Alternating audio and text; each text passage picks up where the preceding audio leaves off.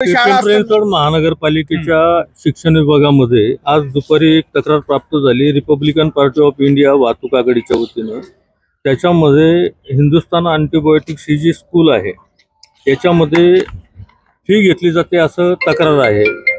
वास्तविक पाहता अनुदानित शाळेमध्ये कोणत्याही प्रकारची फी विद्यार्थ्यांकडून घेता येत नाही, हे सर्वश्रुत आहे, सर्वांना याचं नॉलेज आहे। असं असताना देखील अशी तक्रार प्राप्त झालेली आणि मी या बाबीची शहानिशा करण्यासाठी इथं आलोय की खरोखरच विद्यार्थ्यांकडून फी घेतली जाते का आणि कोणत्या हेड खाली ती फी घेतली जाते ते मला जाणून आधी घ्यायचं आहे।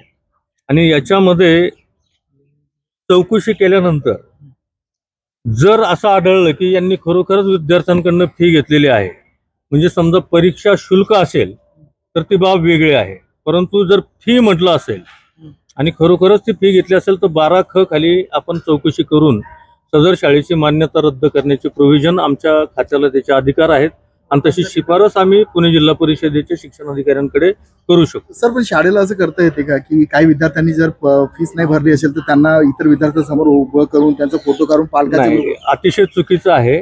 आरटीआय ऍक्ट 2009 नुसार 6 ते 14 वयोगटातील मुलांना कोणत्याही प्रकारचं मानसिक शारीरिक छळ करता येत नाही। हा एक प्रकारे छळ मानला जातो, विद्यार्थ्यांना अपमानित करणं।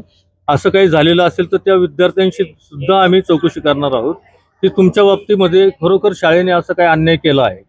त्या ठिकाणी आपण आल्यानंतर शाळेने आपल्यास माहिती द्यायला टाळाटाळ केली हे देखील निदर्शनास आलेलं आहे। नाही, ही वस्तुस्थिती आहे, कारण की माझा अंदाज असा आहे की मी आलो त्यांना ते लक्षातच आलेलं नाही की हे कशासाठी आले। त्यांना वाटलं हे देखील एक पत्रकार आहेत, परंतु मी त्यांना कल्पना दिलेली आहे की मी पिंपरी चिंचवड महानगरपालिकेतील शिक्षण विभागातर्फे इथं भेट देण्याकरता आलेलो आहे।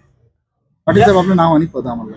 मी विलास दयाराम पाटील, मी सहाय्यक प्रकल्प अधिकारी म्हणून शिक्षण विभागात कार्यरत आहे आणि खाजगी शाळांच्या अनेकविध तक्रारींच्या बाबतीमध्ये मी कोरोना काळापासूनच काम करत आहे। यापूर्वी देखील आपण पाहिलं असेल पत्रकार मित्रांनो, तर शाळांनी जर वह्या पुस्तकं विकली असेल तर त्या शाळा मी स्वतः श्रावण हर्डीकर साहेबांनी अधिकार प्रदान केले असल्यामुळे मी शाळा सील केल्या होत्या आणि आता देखील अनधिकृत शाळा 4 शाळांवरती FIR मीच दाखल केलेले आहेत, पोलीस स्टेशनमध्ये गुन्हे दाखल आहेत।